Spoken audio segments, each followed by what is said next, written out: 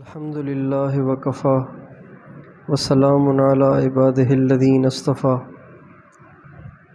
خصوصاً علی خاتم الانبیاء محمد المصطفیٰ وعلی آلہ واصحابہ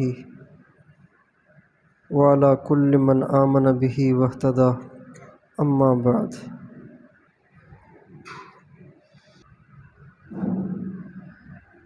اب یہ جو ہم یہاں جمع ہیں اور صبح سے لے کے رات تک جو ہمارے اعمال کا جو نظام ہے، یہ نظام ایسے ہی نہیں ہے کہ بھئی ساتھیوں کو مشغول رکھنے کے لیے کچھ تو کرنا ہی چاہیے۔ یہ نظام ایسے نہیں ہے۔ یہ نظام آپ کو مشغول رکھنے کے لیے نہیں ہے، بلکہ اس نظام کا ایک مقصد ہے۔ ایک لطیفہ مجھے یاد آیا، کہتے ہیں ایک شخص نے ایک جن کو پکڑ لیا۔ ایک شخص نے ایک جن کو پکڑ لیا، اس کو گرفتار کر لیا۔ اب وہ اس کی قید میں آ گیا، اسی کے پاس رہنے لگا۔ اس نے کہا کہ میرے آقا، اب میں آپ کا غلام ہوں، آپ کے سوا میں کہیں جا نہیں سکتا، بس آپ سے اتنی درخواست ہے کہ آپ مجھے فارغ نہ رہنے دیں، اس لیے کہ اگر آپ نے مجھے فارغ رکھا تو میں آپ ہی کو مار ڈالوں گا۔ ان کا یہ تو بڑا مسئلہ ہے۔ اچھا چلیں ایسے کریں، آپ لاہور سے فلاں چیز لے آئیں۔ اس نے ایک چھلانگ ماری، لاہور سے چیز لے آیا۔ اس نے کہا ایسے کریں، اب راول پنڈی سے فلاں چیز لے آئیں۔ اس نے پھر چھلانگ ماری، فوراً پنڈی سے چیز لے آیا۔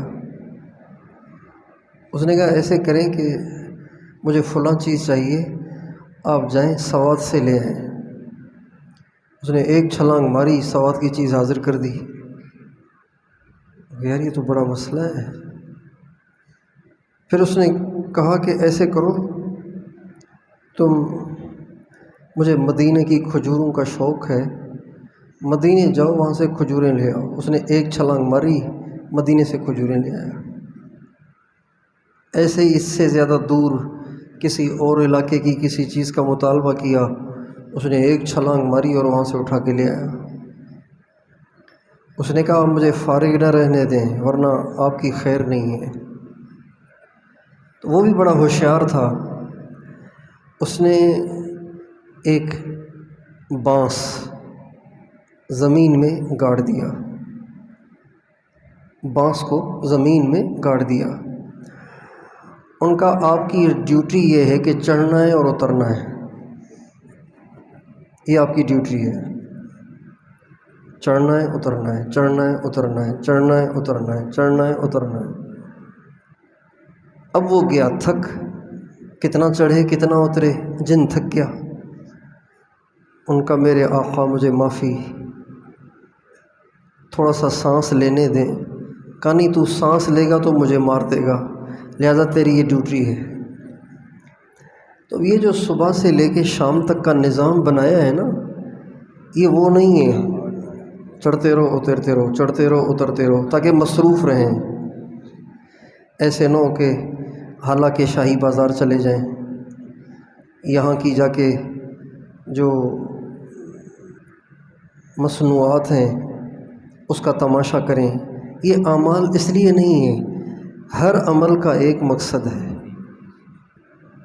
فجر کے بعد آپ کے لیے درس قرآن رکھا گیا ہے، یہ ذہن بنانے کے لیے کہ ہم میں قرآن سننے کا شوق پیدا ہو۔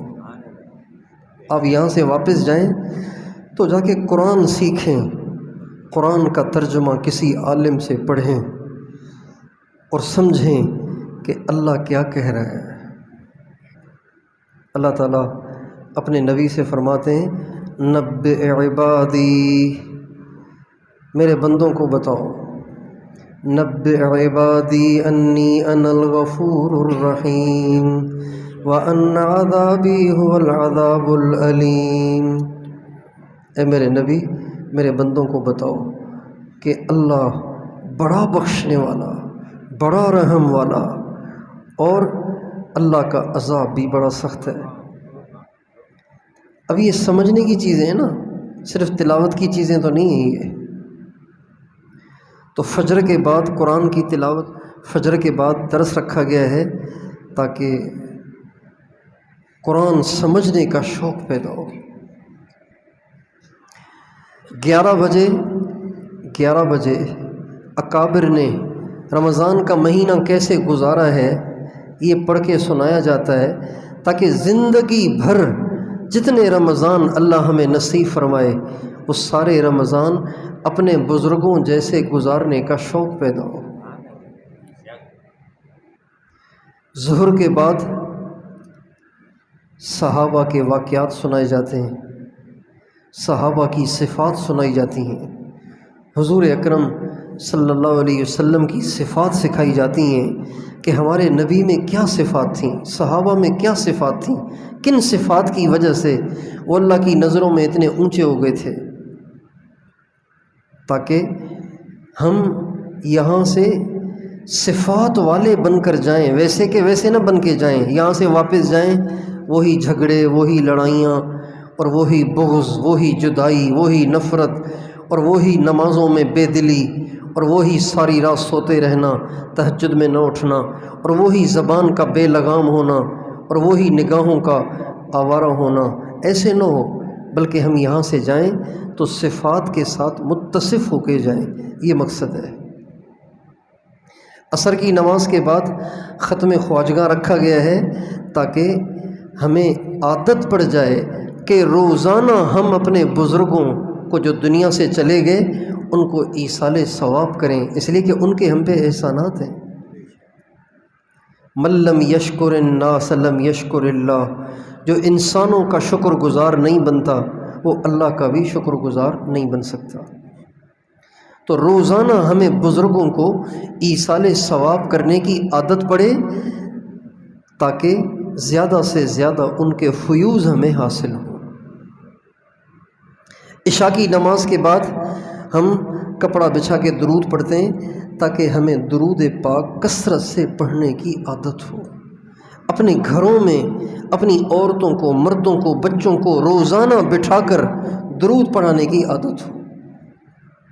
یقین جانیے اس عمل کے اتنے فائدے ہیں، اتنے فائدے ہیں، اتنے فائدے ہیں، آپ کریں گے تو آپ کو اس کا اندازہ ہوگا کہ اگر روزانہ آدھا گھنٹہ، 20 منٹ، پون گھنٹہ، 1 گھنٹہ گھر کے سارے افراد روزانہ اسی طرح کپڑا بچھا کر، گھٹلیاں ڈال کر، سارا گھر، مرد اور بچے سب کے سب بیٹھ کے آدھا گھنٹہ 20 منٹ درود پاک پڑھیں اور دل اور پھر ہاتھ اٹھا کے اپنی پریشانیوں کی اللہ سے دعا کریں، یقین جانیے گھر میں اتنی برکتیں آئیں گی، اتنا سکون آئے گا کہ آپ حیران رہ جائیں گے۔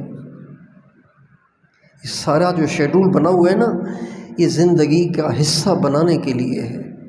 تو آپ سارے دوستوں سے یہ درخواست ہے کہ ان اعمال کو روٹین سمجھ کے نہ کریں، بلکہ ہر عمل کا مقصد سمجھ کر اس کو ہمیشہ زندگی کا حصہ بنانے کی نیت کریں۔ کرتے ہیں نیت؟ قرآن سمجھنے کی کوشش کریں گے، قرآن سمجھنے کی کوشش کریں گے، اپنے بزرگوں کے واقعات ہمیشہ پڑھنے کا معمول بنائیں گے۔ ہمارے جو بزرگ ہیں نا، جو ہمارے مشائخ گزر گئے، ان کے واقعات ہمیں مستقل پڑھتے رہنے چاہیے، بہت فائدہ ہوتا ہے، بہت فائدہ ہوتا ہے۔ مجھے اپنی زندگی میں سب سے زیادہ جن کتابوں سے فائدہ ہوا نا، سب سے زیادہ جن کتابوں سے فائدہ ہوا، سب سے زیادہ جن کتابوں سے فائدہ ہوا وہ مشائخ کی سوانح عمریاں ہیں، بہت فائدہ ہوا۔ مشائخ کی جو سوانح عمریاں ہیں نا، یہ ان کی صحبت کا بدل ہے۔ مشائخ کی جو سوانح عمریاں ہیں یہ ان کی صحبت کا بدل ہیں۔ جنہوں نے شیخ الاسلام حضرت مولانا مدنی کو نہیں دیکھا، ان کی سوانح عمری پڑھ لیں تو یوں سمجھیں گویا ایک درجے میں ان کو ان کی صحبت مل گئی۔ جنہوں نے حضرت تھانوی کو نہیں دیکھا وہ ان کی سوانح عمری پڑھ لیں تو یوں سمجھیں گویا ایک درجے میں انہوں نے ان کی صحبت اختیار کر لی۔ جنہوں نے حضرت شیخ الہند کو نہیں دیکھا وہ ان کی سوانح عمری پڑھ لیں، یوں سمجھیں گویا ایک درجے میں ان کو ان کی صحبت حاصل ہو گئی۔ تو یہ جو ہم اکابر کا رمضان پڑھ کے سناتے ہیں نا 11 بجے، یہ اس لیے تاکہ ہمارے ساتھیوں میں اپنے اکابر کے واقعات کو روزانہ پڑھنے کی عادت پڑے۔ بہت فائدہ ہوگا اس سے متعلق جو کتابیں پڑھنی چاہیے اگر کسی کو معلوم نہ ہو تو وہ پوچھ لیں۔ ایک تو حضرت شیخ الحدیث مولانا محمد زکریا صاحب رحمۃ اللہ علیہ کی آپ بیتی، ان کی سوانح عمری ہے جو خود انہوں نے لکھی ہے، آپ بیتی کہتے ہیں اس کی 2 جلدیں ہیں، ضرور پڑھیں۔ اور ایک مولانا زکریا صاحب اور مولانا الیاس صاحب کے جو شیخ تھے مولانا خلیل احمد سہارنپوری، ان کی سوانح عمری، اس کا نام ہے تذکرۃ الخلیل، ضرور پڑھیں۔ اور ایک ان کے جو شیخ تھے حضرت امام ربانی مولانا رشید احمد گنگوہی، اس کا نام ہے تذکرۃ الرشید، وہ بھی پڑھیں۔ اور ایک ہے حضرت مولانا حسین احمد مدنی رحمۃ اللہ علیہ کے ایمان افروز واقعات، حضرت مولانا مدنی کے ایمان افروز واقعات، یہ کتاب ضرور پڑھیں۔ اور ایک ہے حضرت مولانا احمد علی لاہوری رحمۃ اللہ علیہ کے حیرت انگیز واقعات، یہ ضرور پڑھیں۔ اس سے آپ کو ان بزرگوں کی زندگی کا اندازہ ہوگا کہ وہ کتنے بڑے اللہ والے تھے، ان کی زندگی کتنی خوبصورت تھی۔ تو کوشش کریں گے انشاءاللہ ان تمام اعمال کو زندگی کا حصہ بنائیں اور اپنے گھر میں روزانہ درود پاک کی محفل قائم کریں۔ بہت برکت ہوگی، بہت مزہ آئے گا۔ محفل قائم کرنے کا مطلب یہ نہیں کہ پڑوس کی عورتیں اکٹھی ہوں، بالکل نہیں، یہ کام بالکل نہیں کرنا، یہ کام کبھی نہیں کرنا کہ محلے کی آس پاس کی عورتیں اکٹھی ہو جائیں پھر وہ بیٹھ کے پتھریوں پہ درود پڑھیں، یہ ٹھیک نہیں ہے، اس سے علماء منع کرتے ہیں، علماء نے اس کی اجازت نہیں دی۔ اس کی البتہ اجازت ہے کہ گھر کے افراد آپس میں بیٹھ کے درود شریف پڑھیں۔ تو شروع کریں گے انشاءاللہ، اور فضائل اعمال کی تعلیم ہمارے گھروں میں ہونی چاہیے۔ ظہر کے بعد پہلے فضائل اعمال کی تعلیم ہوتی ہے نا، یہ بھی اسی لیے ہے کہ ہمیں اس کی عادت پڑے کہ ہم اپنی مسجدوں کی تعلیم میں بھی شرکت کریں اور اپنے گھروں میں بھی فضائل اعمال کی تعلیم کریں۔ اگر آپ چاہتے ہیں کہ آپ کے گھروں میں دین آئے، آپ کے گھروں سے بے دینی ختم ہو، تو روزانہ فضائل اعمال کی گھروں میں تعلیم کریں۔ کروڑوں گھروں میں دین آ گیا ہے اس کتاب کی برکت سے، کروڑوں گھروں میں فضائل اعمال کی برکت سے۔ اللہ تعالیٰ مجھے اور آپ کو ان اعمال کو اپنی زندگی کا حصہ بنانے کی توفیق عطا فرمائے۔ اور فجر کے درس کے بعد ہم کیا کرتے ہیں؟ یاسین کیوں رکھی گئی ہے؟ تاکہ زندگی کا معمول بن جائے صبح سویرے یاسین پڑھنا۔ ہمارے نبی کا ارشاد ہے، من قرأ سورۃ یاسین قضیت حوائجہ، جو دن کے شروع میں سورہ یاسین، من قرأ سورۃ یاسین فی صدر النہار قضیت حوائجہ، جو دن کے شروع میں سورہ یاسین پڑھے گا اس کے سب کام بن گئے۔ اچھا، یاسین کے بعد کیا کرتے ہیں؟ ظہر کے بعد صحابہ کی صفات بیان ہوتی ہیں، پھر کیا کرتے ہیں؟ عصر کے بعد ختم خواجگاہ ہوتا ہے، پھر کیا کرتے ہیں؟ عشاء کے بعد تھوڑی سی بات چیت، پھر کیا کرتے ہیں؟ کیا مطلب؟ یہ وہ چڑھنے اترنے والا معاملہ نہیں ہے، آپ کو عادی بنانا ہے کہ آپ کو گردن جھکا کے اللہ کی یاد میں گھنٹوں بیٹھنے کی عادت پڑ جائے. یہ عادتیں یہاں سے ڈال کے جائیں. اور یہ دن کچھ گزر گئے ہیں، کچھ گزر جائیں گے. یہ دن گزر گئے پھر آپ پچھتائیں گے کہ ہائے وہاں عادت ڈال لیتا تو بڑا اچھا ہوتا. گزرے ہوئے دن واپس نہیں آتے. گزرے ہوئے دن واپس نہیں آتے. اس لیے آپ سے درخواست ہے مراقبے کو تو گھٹی میں ڈال دیں. جوں ہی موقع ملا سر جھکا لیا. الٹی ہی چال چلتے ہیں دیوان گانے عشق. الٹی ہی چال چلتے ہیں دیوان گانے عشق. آنکھوں کو بند کرتے ہیں دیدار کے لیے. لوگ دیدار کے لیے گردنیں اٹھاتے ہیں، دیدار کے لیے آنکھوں پھاڑ پھاڑ کے دیکھتے ہیں. یہ عجب الٹی چال چلتے ہیں اللہ والے کہ جب ان کو دیدار کرنا ہوتا ہے تو بجائے سر اٹھانے اور آنکھیں پھاڑنے کے گردن جھکا لیتے ہیں، آنکھوں کو بند کر لیتے ہیں. دل کے آئینے میں ہے تصویر یار، جوں ذرا گردن جھکائی دیکھ لی. میرا یار مجھ سے دور نہیں ہے، بس میں گردن جھکاتا ہوں اس کو دیکھ لیتا ہوں. وَنَحْنُ أَقْرَبُ إِلَيْهِ مِنْ حَبْلِ الْوَرِيدِ وَإِذَا سَأَلَكَ عِبَادِي أَنِّي فَإِنِّي قَرِيبٌ أُجِيبُ دَعْوَةَ الدَّاعِ إِذَا دَعَانِ فَلْيَسْتَجِيبُوا لِي وَلْيُؤْمِنُوا بِي لَعَلَّهُمْ يَرْشُدُونَ. جب میرے بندے میرے بارے میں پوچھیں میرے نبی ان سے کہنا تمہارا رب بہت قریب ہے، دور نہیں ہے. تو اس کو ہمیں اپنی گھٹی، اکثر ساتھی شکایت کرتے ہیں درود شریف بھی پڑھ لیتے ہیں، استغفار بھی کر لیتے ہیں، قرآن بھی پڑھ لیتے ہیں، مراقبہ نہیں ہوتا. مراقبے میں کچھ کمی ہے، مراقبہ نہیں ہوتا، مراقبہ رہ جاتا ہے، مراقبے میں سستی ہے. یہ مختلف الفاظ ساتھی سناتے ہیں. کیوں رہ جاتا ہے مراقبہ؟ مراقبے میں کوئی کسی اٹھا کے سڑک توڑنی ہے، بیلچہ اٹھا کے، کدال اٹھا کے اس پتھر توڑنے ہیں، کیا کرنا ہے؟ صرف سر جھکانا ہے اور کیا کرنا ہے.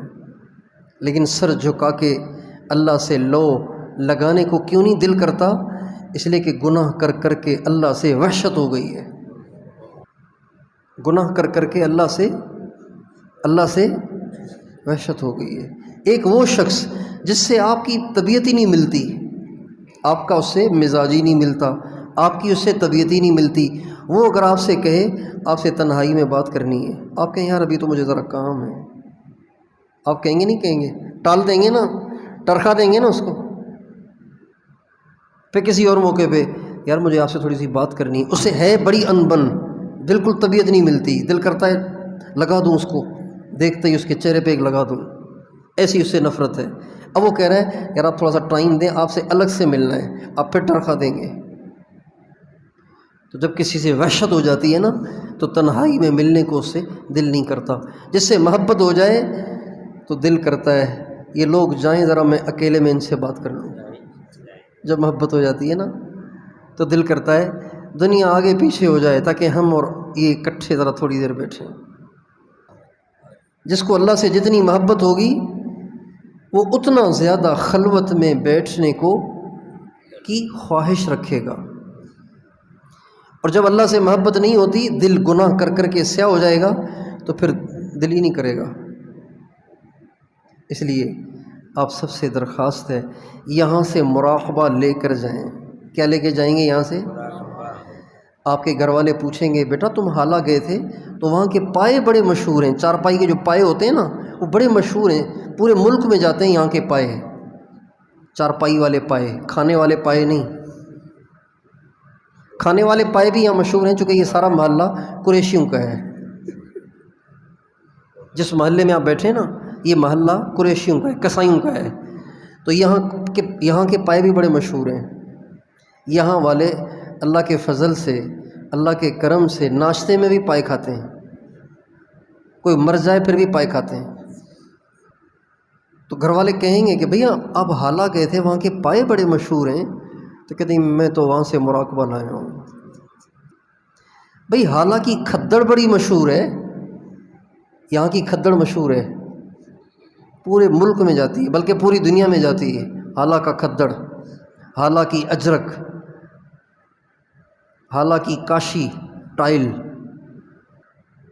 حالہ کا ہینڈی کرافٹ، یہاں کے جھولے، یہاں کی چارپائیاں اور یہاں کے کاشی کے سامان، کاشی یعنی مٹی کے اوپر نقش و نگار کیا جاتا ہے، وہ چیزیں یہ پورے ملک میں جاتی ہیں یہاں سے۔ تو اگر آپ سے پوچھیں کہ بھئی کوئی کاشی، کوئی پائے، کوئی چارپائی، کوئی جھولا، کوئی کھدڑ، کوئی عورتوں کا ایک کپڑا یہاں کا مشہور ہے، اس کو کہتے ہیں سوسی، عورتوں کا ایک کپڑا ہے بہت خوبصورت ہوتا ہے، اس کا نام ہے سوسی۔ کوئی سوسی، کوئی کھدڑ کا جی میں تو مراقبہ لایا ہوں وہاں سے، میں کیا لایا ہوں حالہ سے، کیا لایا ہوں حالہ سے، مراقبہ لایا ہوں۔ 11 بجے جب تعلیم ہوتی ہے تو تعلیم کے بعد یا تعلیم سے پہلے 1 گھنٹہ آپ کو آس پاس پھرایا جاتا ہے، سڑک پر، دکانوں پر آس پاس پھرایا جاتا ہے۔ تو یہ بھی وہ نہیں ہے جن والا معاملہ، اترنے چڑھنے والا کہ بھئی یہ فارغ بیٹھیں گے تو آپ بیٹھ کے لایا نہیں کریں گے، چلو ذرا جا کے تھوڑا سا کوئی نیکی کا کام کر کے آ جاؤ، یہ مقصد نہیں ہے۔ مقصد یہ ہے کہ گوشہ نشینی کے ساتھ ساتھ انسانیت کے پیچھے ہدایت کا پیغام لے کر پھرنے کی بھی ہمیں عادت ہو۔ صحابہ کے بارے میں کہنے والوں نے کہا فرسان بالنہار ورہبان باللیل، یہ دن کے شہسوار ہیں، یہ رات کے راہب ہیں، گوشہ نشین ہیں۔ رات کو ایسے لگتا ہے جیسے یہ کسی کے نہیں ہیں، اور دن کو ایسے لگتا ہے جیسے یہ ہیں ہی میدان کارزار کے۔ تو یہ جتنی چیزیں طے کی ہوئی ہیں نا، یہ ساری تربیت کے لیے، زندگی کا حصہ بنانے کے لیے۔ تو آپ اس کی بھی نیت کریں، اپنے علاقوں میں جا کے اپنے علاقوں میں ایک ایک مسلمان کے پیچھے پھریں گے، اسے نمازی بنائیں گے، اسے متقی بنائیں گے، اسے اللہ کے راستے میں نکالیں گے، اس کو دین پہ لانے کی کوشش کریں گے، اس سے توبہ کرائیں گے، اپنے محلے کے گشتوں میں پابندی سے جڑیں گے۔ یہ نہیں کہ بس اب ہم بیعت ہو گئے ہیں، اب بس ہم مراقبہ کریں گے اور کچھ نہیں کریں گے، نہیں، ہم مراقبہ بھی کریں گے، ہم گشتیں بھی کریں گے، ہم گوشہ نشین بھی ہیں، اور ہم دین کے داعی بھی ہیں، ہم رات کے راہی ہیں، رات کے راہب ہیں، اور دن کے شہسوار ہیں۔ اس کی ہمیں مشق کرنی ہے۔ اپنے محلے پہ ایسی محنت کریں کہ آپ کے محلے میں کوئی بے نمازی نہ رہے، آپ کے گھر میں کوئی بے نمازی نہ رہے۔ تو ان ساری چیزوں کا مقصد واضح ہو گیا، ساری چیزوں کا مقصد واضح ہو گیا۔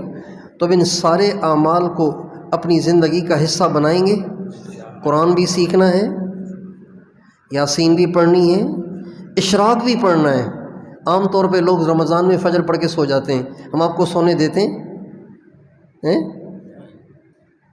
ہاں، کہ کوئی مراقبے میں بیٹھ کے سوتا رہے تو سوتا رہے، لیکن ہم اسے اشراق پڑھے بغیر لیٹنے نہیں دیتے۔ کیوں؟ تاکہ آپ کو ساری زندگی اشراق سے پہلے نہ سونے کی عادت پڑ جائے۔ پھر لمبا 40 منٹ کا مراقبہ کرواتے ہیں تاکہ صبح کو اللہ کی یاد کے سوا آپ کا کوئی مشغلہ نہ رہے، صبح کو اللہ کی یاد کے سوا کوئی اور مشغلہ نہ رہے۔ پھر آپ سے کہتے ہیں اب اعمال کر لو، آرام کر لو۔ 11 بجے آپ کو اٹھا کے بزرگوں کے واقعات سناتے ہیں تاکہ آپ ہمیشہ بزرگوں کے واقعات پڑھیں اور اپنے ایمان کو مضبوط کریں۔ پھر آپ کو گشتوں پہ بھیج دیتے ہیں تاکہ آپ کو امت کے پیچھے پھرنے کا، آپ کے اندر اس کی عادت پڑے اور امت کی فکر پیدا ہو، دین کا درد پیدا ہو۔ ظہر کے بعد صحابہ کے واقعات، پھر مراقبہ، پھر ایصال ثواب، پھر مراقبہ، اور افطاری جو ہے نا، افطاری، آپ کی افطاری آج کل تو پتہ نہیں کیا چل رہی ہے۔ میں نے جو شروع میں طے کی تھی افطاری، وہ طے کی تھی صرف کھجور اور ایک ٹکیا یا سموسا۔ پھر بعد میں شاید ساتھیوں نے آپ کی عادتیں خراب کرنے کے لیے اور بھی بہت ساری چیزیں بنائی ہیں، کوئی فروٹ چاٹ بنائی ہے، کوئی دہی بلے بنائیں، کوئی سننے میں آئی تھیں باتیں، میں نے دیکھی تو نہیں، سننے میں آئی تھیں۔ ہم نے تو افطاری کو سادہ اس لیے رکھا، یہ نہیں کہ ہمارے پاس پیسے نہیں ہیں، سادہ اس لیے رکھا تھا تاکہ آپ کے اندر رمضان میں اللہ جو ہم سے بھوک کٹوانا چاہتا ہے نا، وہ ہمارا مزاج رہے۔ اگر اگلی پچھلی کسر نکالنی ہے تو پھر رمضان کے روزوں کا تو فائدہ ہی نہیں ہوا۔ سارا آپ نے جو 8 9 10 گھنٹے جو بھوک پیاس برداشت کی ہے، اب اگر آپ نے افطاری میں ان سب کی تلافی کرنی ہے تو پھر تو روزے کا فائدہ ہی نہیں ہوا۔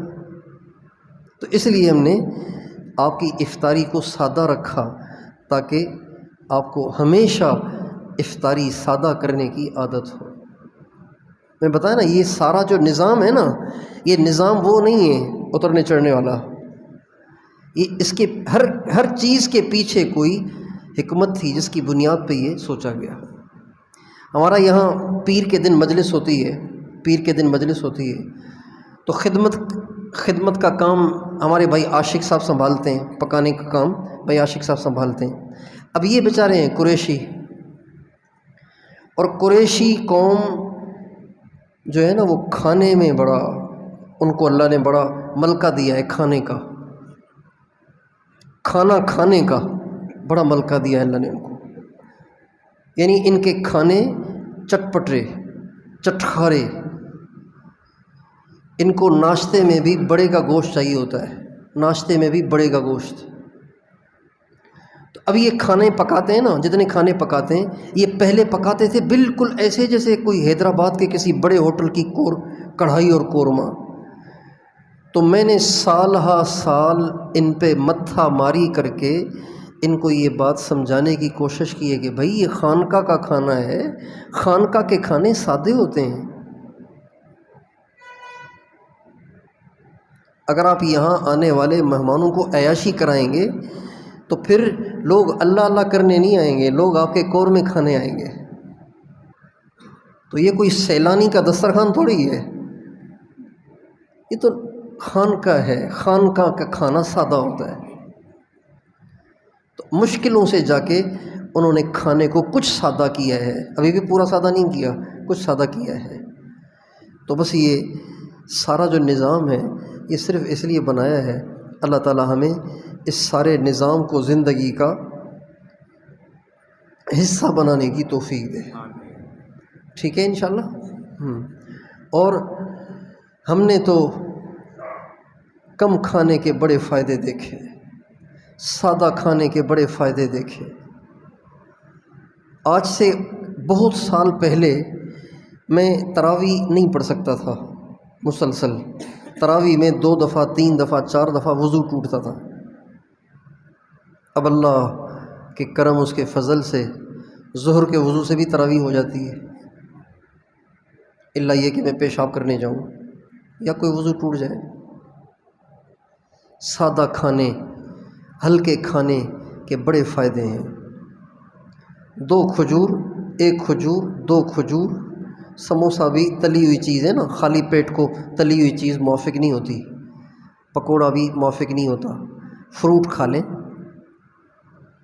تھوڑا سا فروٹ لے لیا، 1 گلاس شربت کا پی لیا، بس اس کے بعد کھانا کھا لیں۔ زندگی بھر سادہ کھانے کا معمول بنائیں گے، صحت بھی اچھی رہے گی، روحانی کیفیت بھی اچھی رہے گی، ٹھیک ہے انشاءاللہ۔ ایک نوجوان نے مجھے فون کیا پرسوں قصور سے، کہنے لگے کہ مجھے رمضان میں تو روزے اللہ نے رکھوائے ہیں تاکہ شہوت ٹوٹے، میری شہوت تو رمضان میں اور بڑھ جاتی ہے، اس کا کیا حل ہے؟ میری شہوت رمضان میں اور بڑھ جاتی ہے، اس کا کیا حل ہے؟ میں نے کہا سحری افطاری میں پانی کتنا پیتے ہیں؟ کہ بس جو افطاری میں پیتا ہوں 1 گلاس، بس وہی پیتا ہوں، یا پھر سحری میں آدھا گلاس پی لیا۔ 24 گھنٹے میں 1.5 گلاس پانی، 24 گھنٹے میں جب 1.5 گلاس آدمی پانی پیے گا تو معدے میں حرارت ہوگی، معدے میں گرمی ہوگی، معدے کی گرمی کا اثر مثانے پر پڑے گا، معدے کی گرمی سے مثانہ گرم ہوگا، مثانے کے گرم ہونے کا نام شہوت ہے۔ شہوت کسے کہتے ہیں؟ شہوت کہتے ہیں جب مثانے میں گرمی ہو تو اس کو شہوت کہتے ہیں۔ ہمارے ہاں شہوت کہتے ہیں شیطانی خیالات کو۔ شہوت کی جو اصل ڈیفینیشن ہے نا، شہوت اصل میں مثانے کی گرمی کو کہتے ہیں، مثانے کی گرمی کو۔ آپ سارے نوجوان بیٹھے ہیں، ایک بات سمجھیں، جب انسان کے پیٹ میں ضرورت سے زیادہ حرارت ہوتی ہے نا تو الٹی کی کیفیت بنتی ہے۔ کیا بنتی ہے؟ سمجھ رہے ہیں؟ جب انسان کے معدے میں، آپ دیکھیں نا گاڑی میں ہم بیٹھتے ہیں نا تو گاڑی اترتی ہے چڑھتی ہے، اترتی ہے چڑھتی ہے، اترتی ہے پہاڑی علاقوں میں، تو اس سے کیا ہوتا ہے، پیٹ میں جو کھانا ہے نا وہ بہت ہلتا ہے، جب ہلتا ہے تو اس سے حرارت پیدا ہوتی ہے، حرارت پیدا ہوتی ہے، گرمی پیدا ہوتی ہے۔ جب وہ گرمی پیدا ہوتی ہے نا تو الٹی کی کیفیت بنتی ہے۔ کیا بنتی ہے؟ کیا مطلب؟ جب حرارت زیادہ ہو تو وہ پیٹ میں جو کچھ ہے وہ نکلنا چاہتا ہے، وہ نکلنا چاہتا ہے، جب وہ نکل جاتا ہے تو سکون ہو جاتا ہے۔ بات سمجھ میں آ گئی؟ تو جس طرح معدے میں حرارت کے بعد الٹی کی کیفیت بنتی ہے اور وہ کھانا باہر نکلنا چاہتا ہے، اسی طرح جب مثانے میں حرارت پیدا ہو جائے تو مثانے سے مثانے کا جو مادہ ہے وہ نکلنا چاہتا ہے، پھر برائی کی طرف ذہن جاتا ہے۔ بات واضح ہو رہی ہے؟ اس کو سمجھیں گے نا، اس کا فلسفہ سمجھیں گے تو پھر اس کو قابو میں لانا آسان ہوگا، ورنہ آپ کہیں گے شیطان وسوسے ڈال رہا ہے۔ شیطان تو وسوسے ڈالتا ہے، لیکن اگر اس کا حل آپ کے سامنے ہوگا تو آپ اس کا حل کر لیں گے۔ اس لیے اچھا، پھر میں نے کہا آپ پانی کتنا پیتے ہیں؟ کہا 1.5 گلاس۔ تو میں نے کہا سحری میں کیا کھاتے ہیں؟ کہا سحری میں انڈا کھاتا ہوں۔ تو انڈا کیا کرے گا؟ اندر گرمی مچائے گا نا۔ اس لیے ٹھنڈی غذائیں، زیادہ پانی،